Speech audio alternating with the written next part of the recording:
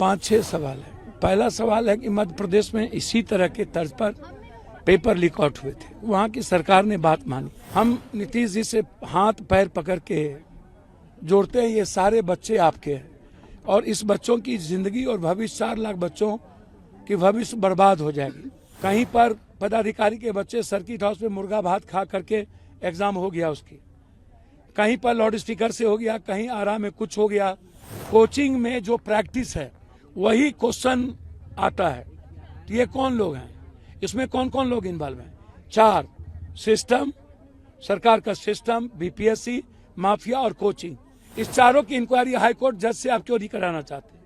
90 के पहले से लेके आज तक एक ही जिला 80% इन्वॉल्व क्यों है पेपर लीक में? नालंदा। एग्जामिनेशन पूर्णतः कैंसिल बिहार की होनी चाहिए।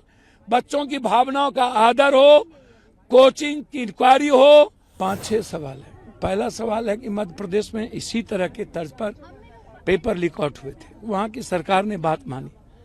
हम नीतीश जी से हाथ पैर पकड़ के जोड़ते हैं, ये सारे बच्चे आपके हैं और इस बच्चों की जिंदगी और भविष्य 4 लाख बच्चों की भविष्य बर्बाद हो जाएगी।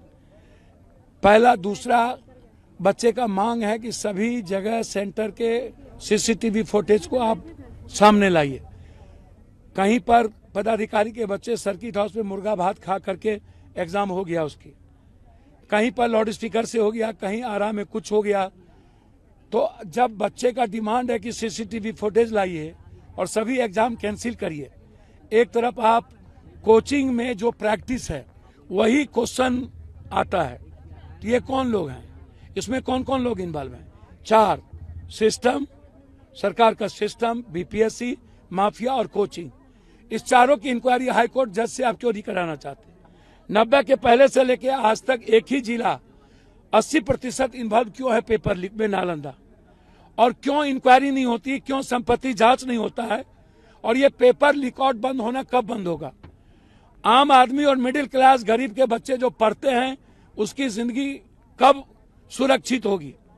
क्या ये पेपर बंद होगा? क्या आप ट्रांसपेरेंट करेंगे एग्जामिनेशन को, पारदर्शी लाएंगे? क्या जो एग्जाम भीतर में होगा वो बाहर देख पाएंगे कि हमारे बच्चे एग्जाम दे रहे हैं? क्या आप इसको सामने आगे से लाएंगे? तो आप कोई हमेशा क्वेश्चन आउट होना। 12,000 आप कर रहे हैं, टेक्निकल कारण से मैं कर रहा हूं। जब आप बच्चे कह रहे हैं आपको टोटल एग्जामिनेशन कैंसिल करने के लिए, आपने एक ऐसा क्वेश्चन पेपर दिया, एक कुछ को अलग। नॉर्मलाइजेशन के मुद्दों में भी आप झूठ बोल दिए। एक पेपर अलग कर दिया, दूसरा पेपर फिर क्वेश्चन दूसरा दे दिया। तो आपने उसमें भी आपने बच्चों को ठग ली। एक तो पहले ही बच्चों का की जो स्थिति है सर्वेयर के चलते बहुत बच्चे इसमें फुल फॉर्म नहीं भर पाए। तो बच्चों की जो जिंदगी यहाँ पर बिल्कुल भूख हड़ताल से मर रहे हैं। 2 बच्चे चले गए और सरकार चिंता में नहीं है। 1,000 करोड़ की प्रैक्टिस में ऊपर से नीचे बंदर बांट है और आप यदि यथावत क्वेश्चन को फिर से छोड़ दिए तो कौन प्रभावित होगा? और नया क्वेश्चन हार दिए तो कौन प्रभावित होगा? ये 4 लाख बच्चों को प्रभावित करने की बात। इसलिए एग्जामिनेशन पूर्णतः कैंसिल बिहार की होनी चाहिए। बच्चों की भावनाओं का आदर हो, कोचिंग की इंक्वायरी हो और पेपर जो लगातार माफियाओं के द्वारा सजेस्ट किया जाता और अलग अलग एग्जामिनेशन पेपर को दे करके बच्चों की जिंदगी प्रभावित होते, उस पर रोक लगे, साथ साथ पेपर लीक होना बंद हो।